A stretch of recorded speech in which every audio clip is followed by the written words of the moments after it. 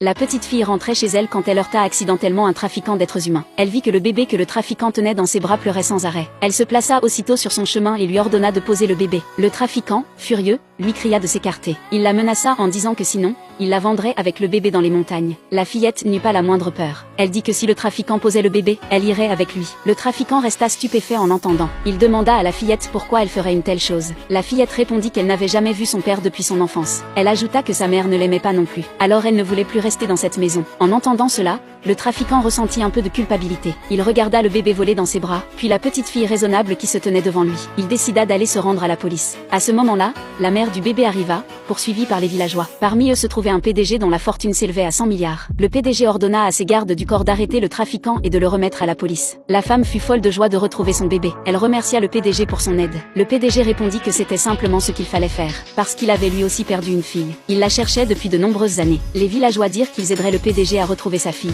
Puis ils s'en allèrent. Quand la petite fille entendit que le PDG cherchait sa fille, elle s'agenouilla et dit qu'elle voulait être la fille du PDG, tant qu'il lui donnerait de l'argent. Le PDG pensa à tort que la fillette était une arnaqueuse. Furieux, il repoussa sa main et s'apprêta à partir. La fillette se prosterna frénétiquement devant lui. Elle le supplia de l'aider. Elle expliqua que sa mère était encore à l'hôpital, en attente d'argent pour se faire soigner. Le PDG fut ému par sa situation. Il ordonna à son assistant de donner à la fillette 200 000 $ en liquide. La fillette écrivit aussitôt une reconnaissance de dette avec son propre sang. Elle donna également à l'assistant le pendentif de jade qu'elle portait depuis son enfance. Elle fit cela pour remercier le PDG de son aide. Alors que le PDG montait dans sa voiture, il reconnut soudain le pendentif. Il sortit un autre pendentif qu'il gardait toujours sur lui. À sa grande surprise, les deux pendentifs s'emboîtaient parfaitement. Cela signifiait que la fillette était la fille qu'il cherchait depuis des années. En voyant cela, le PDG envoya son assistant, muni de la reconnaissance de dette de la fillette, organiser un test de paternité. Pendant ce temps, la fillette avait déjà apporté l'argent à l'hôpital. Le médecin lui dit que sa mère avait déjà quitté l'établissement. Inquiète pour sa mère, la fillette se précipita aussitôt chez elle. À peine arrivée devant la porte,